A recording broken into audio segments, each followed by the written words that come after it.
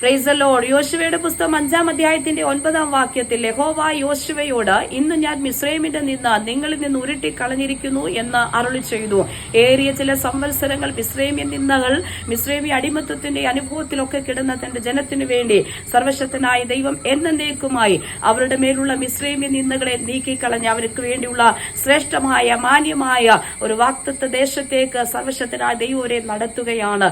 അങ്ങനെയെങ്കിൽ പ്രിയരെ, ജീവിതത്തിൽ ഏറിയ ചില നാളുകൾ നിന്നെ അനുഭവിക്കപ്പെട്ടുകൊണ്ടിരിക്കുമ്പോൾ ഇതാ അതിന്റെ നടുവിൽ സർവശക്തനായ ദൈവം അതിനെ മാറ്റി ശ്രേഷ്ഠമായ ഒരു മാന്യ പദവിയിലേക്ക് സർവശക്തനായ ദൈവം നിങ്ങളെ കൊണ്ട് എത്തിക്കുമെന്നാണ് ഈ വചനത്തിലൂടെ ഈ പ്രഭാതത്തിൽ കർത്താവ് സംസാരിക്കുന്നത്.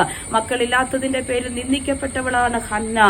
ഇതാ പ്രതിയോഗിയായ പെനീന അവളെ വ്യസനിപ്പിക്കുകയും മുഷിപ്പിക്കുകയും ചെയ്തുകൊണ്ടിരുന്നു.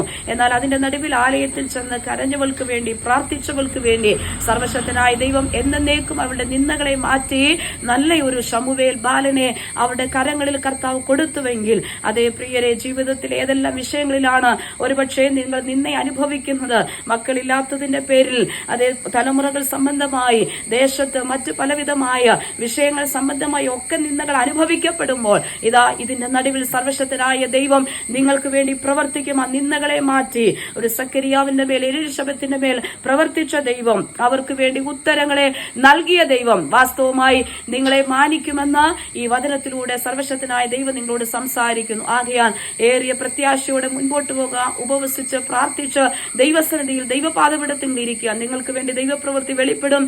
ഈ വചനങ്ങളാൽ കർത്താവ് എല്ലാവരെയും അനുഗ്രഹിക്കുമാറാകട്ടെ.